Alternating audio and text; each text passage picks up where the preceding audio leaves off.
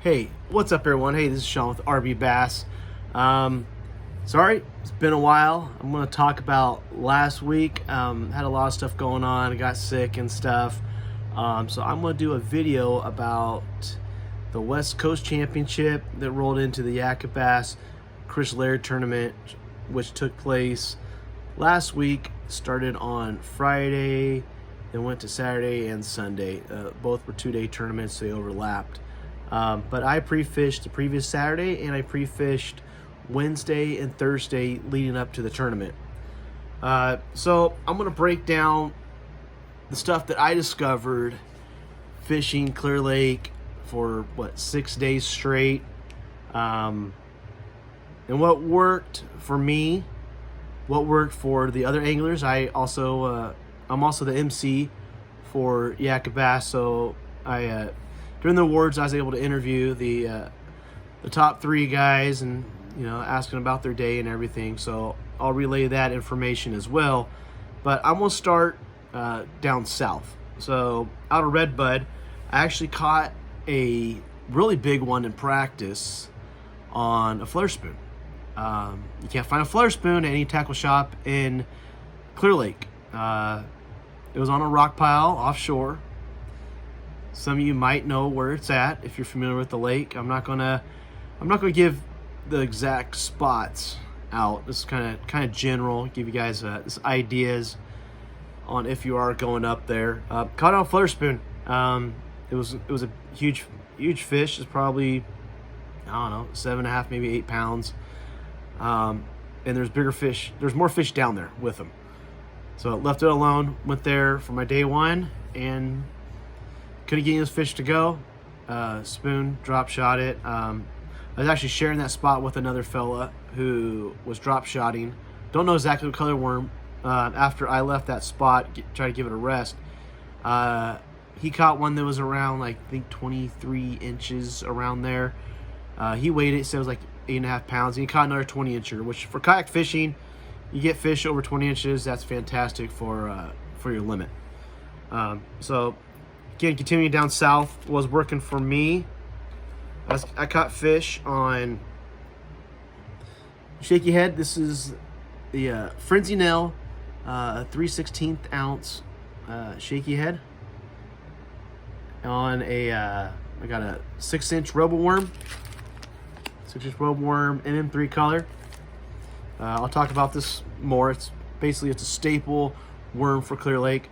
Throw that shaky head around some docks and some rocky areas. One of the keys that I found in going out of the Redbud area, south part of the lake, was rocks. Rocks were the key.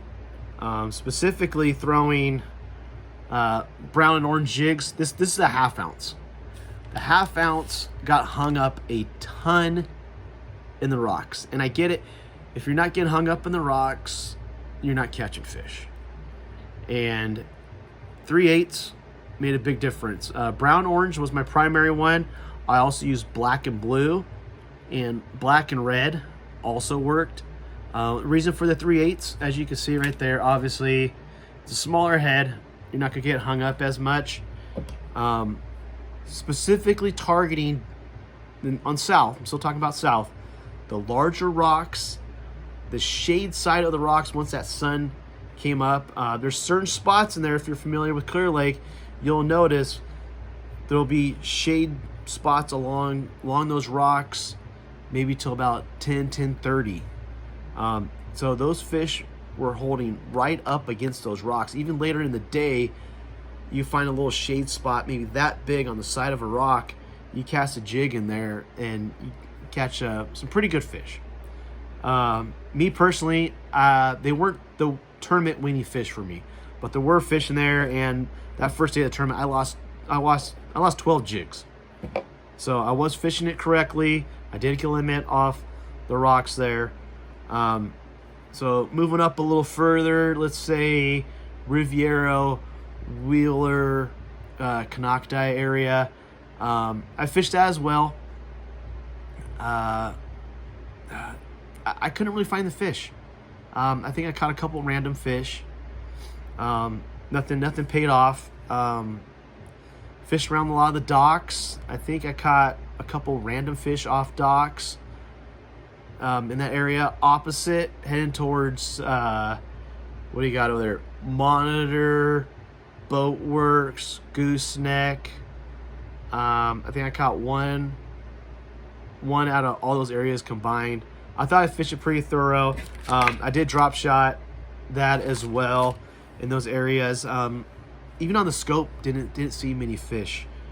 There were people in the tournament that fished down south that were successful. One of the guys in the top 10 fished down south, different rock piles. Some of the rocky points as well. Bayless. Then I think south of that is Lake Point. Then you go up north further. Fraser. There were fish on there as well. There's always fish on those. I didn't get big numbers, and I didn't get the quality, but there were fish on those as well. Going up further, Anderson Island, Dollar. I couldn't get the position I wanted to. There was another boat in there. I didn't want to encroach on those guys that were fishing. I did see him catch one fish. It appeared to be a chatterbait, but this wasn't happening for me. I fished the rattlesnake arm also. I had a couple key areas I was keying in on. I couldn't find him. I couldn't find him in there. One of the guys who won the Yak-a-Bass tournament had 108 inches. So that's 108 inches for your best 5 fish. So you go ahead and do the math. That is a heck of a limit. That limit has to be pushing close to 30 pounds or at 30 pounds. That is an absolute huge limit. He said he was throwing a jig around a stretch of docks. Wasn't real specific, somewhere in the rattlesnake arm. So let's go up north. So I end up focusing a lot up north. I'm not gonna go in the details of the areas I was in. I had friends that fished out of State Park. I had friends that fished out of County Park. Some of the guys at County Park were real successful. I heard they were doing a combination of stuff. There was a good punch bite going on up north. So I'm almost speaking north as a general, because I fished up north as well. There's a good punch bite going on. This is the color I was throwing. This is the Bloody Mary color. Anything similar, your Rotten Tomato color. Red's working. I've seen people throwing darker colors as well. Those are working as well. The cover you're looking for, I know there was some fishing toolies, but we're specifically punching these mats, and it's a crunchy kind of weed. Once you find it, you'll know. It's like heavy duty looking parsley looking stuff. Like just bunches of like a big mat, and there might be a little bit of cheese on top of it too that might have flowed in, or made duckweed or something as well. But I used ounce and a quarter to get through that stuff, punching it in there.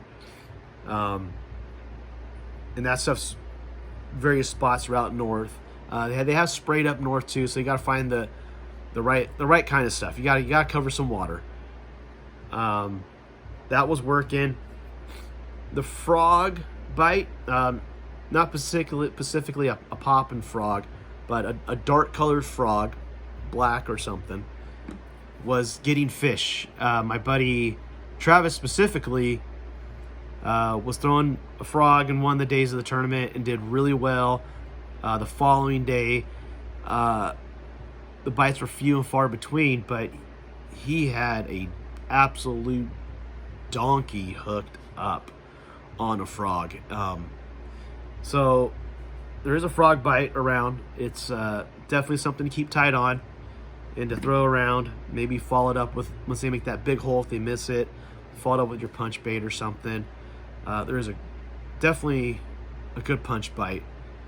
I think a lot of the guys in the top 10 were doing a lot of punching, flipping, stuff like that. Don't want to give us specific areas. Water temperature varied. I had water temperature 72, I had water temperature that got up to like 83. There's specific parts of the lake. The water temperature is going to vary no matter where you're at. It's not going to bother the bite. The fish are going to eat. Some of the key things that got from all these days on Clear Lake, big common thing was absolutely cover in shade. If there is a small shade pocket against a rock, there's a good chance there's a fish there. Those mats, that was all shade and good ambush spots for the fish. If you catch fish in a certain spot, don't be afraid to go down that bank a little bit more or around that rock pile, turn back around, go over it again, and maybe check on it again in an hour, maybe 2 hours, or maybe your way back in after fishing other parts of the lake. Check that spot again.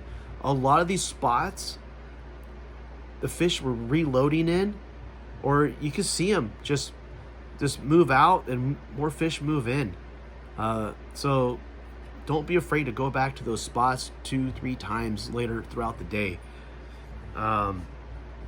There were some people got big fish on the drop shot, of course.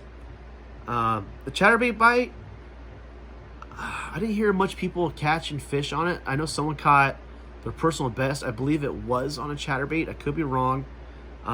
Didn't hear much about the chatterbait going on. Shaky head, of course. Pretty much everything I covered. Oh, there's one other one my friends discovered. A lot of the bait you're seeing is pretty small right now. So you would think an underspin. I think there was a few fish caught on underspin, I heard. But particularly 2.8 inch Kitech. Not on underspin, just fish playing on a little weighted head, a little jig head or something. 2.8 inch Kitech. One of my friends, Josh, did really well on that little Kitech. Don't know exactly what part of the lake he was fishing. I'm pretty sure it wasn't north. He threw that 2.8 Kitech and caught a lot of big fish. So again, like any tournament, there's various patterns, techniques for catching fish. Also, guys, we're throwing something similar like this. This is the Savage Gear version of the Little Creeper. These are working too. I saw guys fishing these around the big rocks. The big rocks, people are throwing these. And don't be afraid to throw these pretty close to the bank and fish these.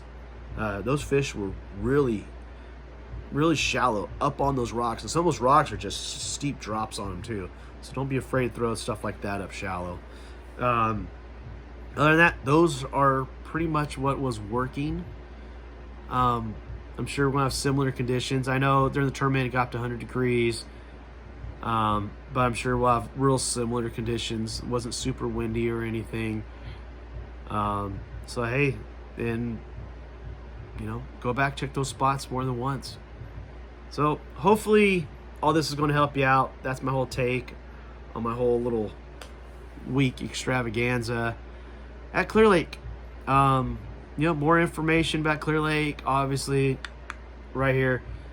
Check it out on RB Bass. Also, fellow RB Bass angler Bob Tyler. He's always doing weekly reports on Clear Lake as well. Check him out as well. Good luck this weekend. Everybody be safe on the water. I'll see you next time.